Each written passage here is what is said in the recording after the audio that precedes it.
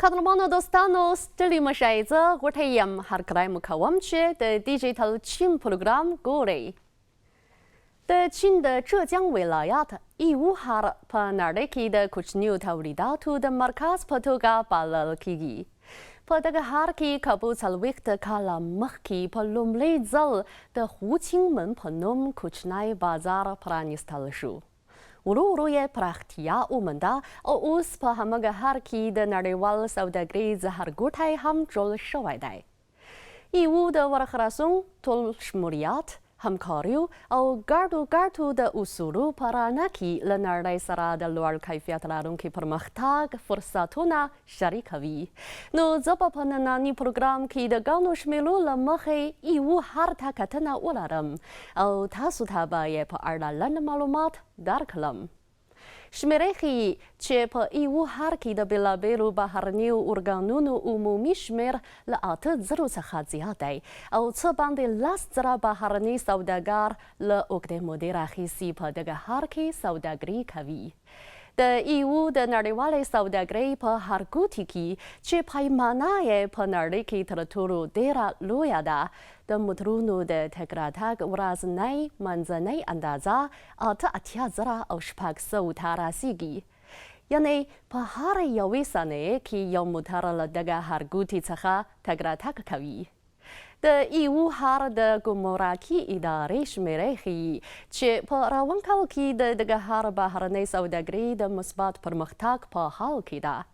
د سږ کال په لومړیو 4 میاشتو کې د دغه ښار د صادراتو اندازه 140 میلیارډو او 640 میلیونو یونو ته رسیدلی چې دغه شمیر د تېر کال د همدې مودې په پرتله په سلو کې 14 زیاتوالی ښیي او د浙江ولایت په عمومي اندازه کې یې 12.8% نیسي. په داسې حال کې چې تر کرونا وبا وروسته د نړۍ حالات متزلزل او د نړیوال اقتصاد بیا سمسورتیا پر وړاندې خنډونه راپورته کیږي. ایوو ښار په نړۍ کې د نویو بازارونو د پیدا کولو لپاره ټینګه کوښښونه کوي. د 2022 کال له نومبر څخه د سږ کال تر جون پورې د ایوو د سیمه ییز حکومت په لارښوونې د څه باندې 310 تصدیو په شمول 7 ګروپونه د آلمان، بریتانیا، امریکا او جاپان په شمول ځینو هیوادونو او سیمو ته تللي او له 100 میلیونو یونو څخه په زیاتې اندازې یې سوداګریز تړونونه لاسلیک کړي دي. د سږ کال له لومړۍ لوبې راهیسې هره ورځ څه باندې 200,000 چیني او بهرني سوداګر او مشتریان دغه ښارګوټي ته تګ راتګ کوي او د بهرنیو سوداګرو ورځنی منځنی شمیر پکې څه باندې 2,000 تنو ته رسیږي چې دغه شمیر له کرونا وبا مخکې له شمیر سره برابر دی.